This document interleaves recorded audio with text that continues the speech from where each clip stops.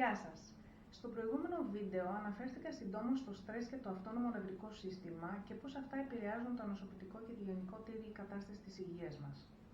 Σήμερα θα ήθελα να μιλήσω περισσότερο για το συναισθηματικό μας εγκέφαλο, για το συναισθηματικό μας κομμάτι και πώς αυτό παίζει ρόλο στο να είμαστε γενικότερα καλά και πώς αυτό επηρεάζει το νοσοποιητικό μας σύστημα.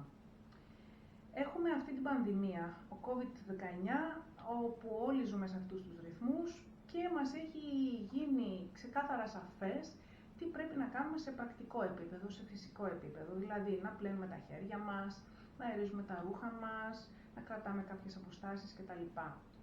Τι γίνεται όμως με τη συναισθηματική πανδημία, η οποία ούτε και αυτή έχει σύνορα και μάλιστα είναι άμεσα μεταδιδόμενη μέσω του κυβερνοχώρου. Τι μπορούμε λοιπόν να κάνουμε για αυτή την πανδημία, η οποία είναι μια πανδημία φόβου, ανεξέλεγκτου στρες, πανικού, αβοηθησίας εκεί έξω. Ας δούμε λοιπόν πώς δουλεύει ο συναισθηματικός εγκέφαλος. Αποτελείται από τρία συστήματα: το μετεχμιακό σύστημα, το αυτόνομο νευρικό σύστημα και το ενεργειακό δικτυωτό σύστημα. Το μετεχμιακό σύστημα είναι αυτό το οποίο ερμηνεύει τις συναισθηματικές μας εμπειρίες και τις κατηγοριοποιεί σε ευχάριστες, δυσάρεστες ή ουδέτερες. Ανάλογα λοιπόν ανταποκρινόμαστε και συμπεριφορικά. Σε μια ευχάριστη συναισθηματική εμπειρία θα ανταποκριθούμε με μια εγκύτητα, θέλουμε δηλαδή να την πλησιάσουμε, σε μια δυσάρεστη θέλουμε να την αποφύγουμε και σε μια ουδέτερη απλά την αγνοούμε. Υπάρχει το αυτόνομο νευρικό σύστημα, όπου κάθε φορά που αντιλαμβανόμαστε, ο εγκέφαλος αντιλαμβάνεται μία απειλή, ενεργοποιείται το συμπαθητικό νευρικό σύστημα μέσω της αμυγδαλής και υπάρχει έκρηση της κορτιζόλης, της ορμόνης του στρες.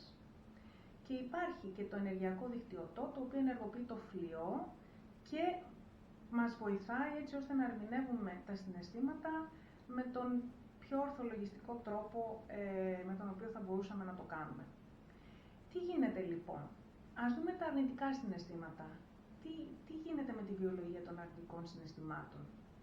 Φόβος, οργή, θυμός, πανικός, στρες, αβοηθησία,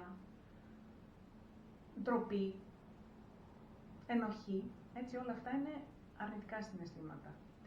Κάθε φορά λοιπόν που υπάρχει αυτό το αρνητικό συναίσθημα και κυρίως κάτι που μας δημιουργεί στρες, ο εγκέφαλος ενεργοποιεί το συμπαθητικό σύστημα, η αμυγδαλή ουσιαστικά το κάνει αυτόματα.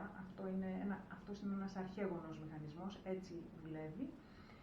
Και το σώμα μας λοιπόν εκρίνει κορτιζόλη, μας προετοιμάζει λοιπόν να ανταποκριθούμε σε αυτή την απειλή, είτε είναι πραγματική, είτε είναι κάτι που εμείς το εκλαμβάνουμε σαν απειλή. Έχουμε λοιπόν ανεβασμένους παλμούς, αρτηριακή πίεση ανεβαίνει, έτσι έχουμε όλη αυτή τη σωματική εγρήγορση. Η κορτιζόλη καταστέλει την ανοσολογική διαδικασία. Επομένως είναι πάρα πολύ σημαντικό να συνδέσουμε αυτά τα δύο, ότι κάθε φορά που έχουμε αυτή την αντίδραση σε οποιοδήποτε αρνητικό συναίσθημα υπάρχει καταστολή του ανοσοποιητικού.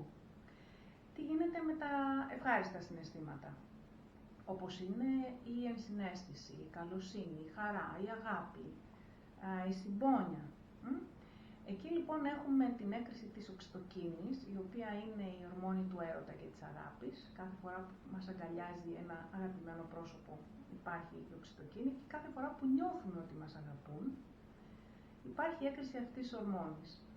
Εκρίνεται επίσης η σερωτονίνη, η οποία είναι το φυσικό αντικαταθλιπτικό του οργανισμού μας. Επομένως, κάθε φορά που έχουμε έκρηση σερωτονίνης, νιώθουμε καλά, έχουμε ευεξία και μέσα από αυτή τη διαδικασία υπάρχει και η έκρηση των ενδορφινών, οι οποίες είναι οι αναλγητικές φυσικές ορμόνες του οργανισμού μας και γι' αυτό το λόγο και ακόμη και ο πόνος δεν γίνεται αντιληπτός όταν υπάρχει η έκρηση των ενδορφινών, όπως θα ήταν αντιληπτός εάν δεν υπήρχε.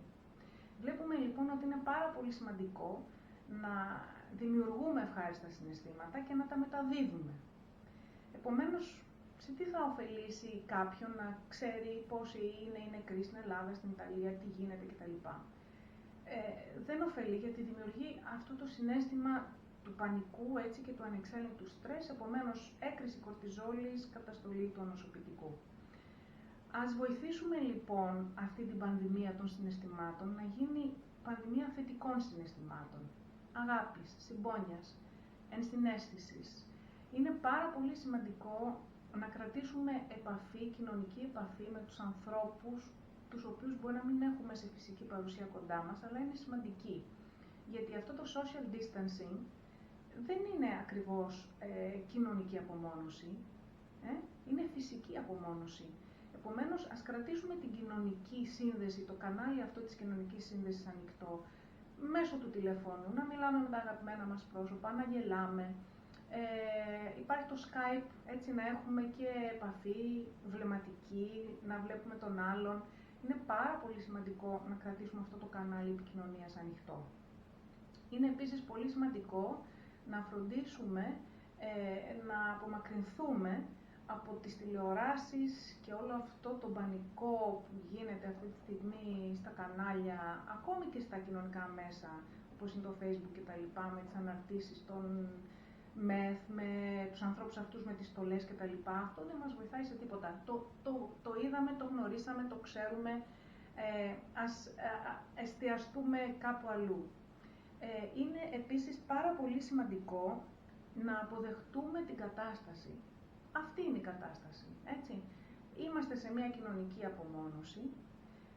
Δεν ωφελεί σε τίποτα να αντιδρούμε σε αυτό, γιατί ακόμα και αυτή η αντίδραση, έτσι, αυτός ο επαναστάτης χωρίς αιτία, είναι και αυτό ένα αρνητικό συναίσθημα, ότι δεν το δέχομαι, εγώ θα βγω έξω κτλ. Μπορούμε να βγούμε έξω κάτω από κάποιες συνθήκες.